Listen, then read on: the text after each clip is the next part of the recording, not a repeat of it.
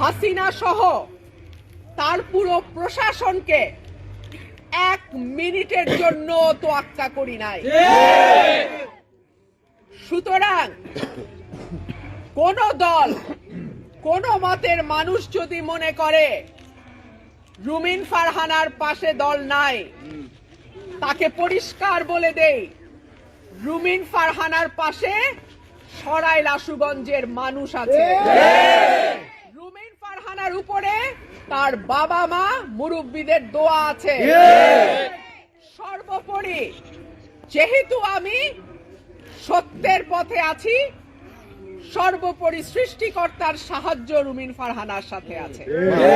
সুতরাং আমার কোন নেতা কর্মী, আমার কোন ভোটারকে ভয় দেখায়া কেউ পার পাবে না।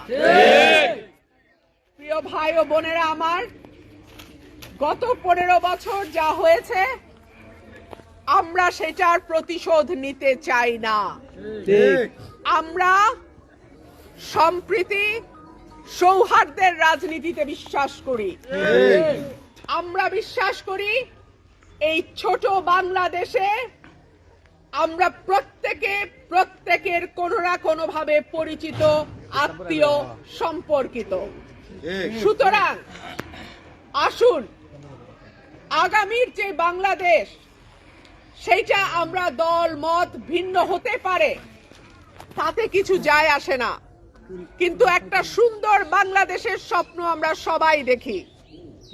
সেইটার যাত্রা আশা করি আগামী 12ই ফেব্রুয়ারি যে নির্বাচন হবে, সেইখান থেকে একটা সুন্দর যাত্রা আমরা শুরু করতে পারবো।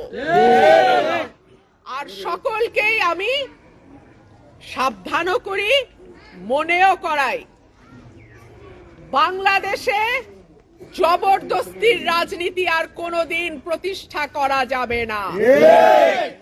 কেউ যদি মনে করে ভয় দেখায়া জবরদস্তি করে আগামী দিনে রাজনীতি করবে, মানুষ তার দাঁত ভাঙা জবাব দেবে।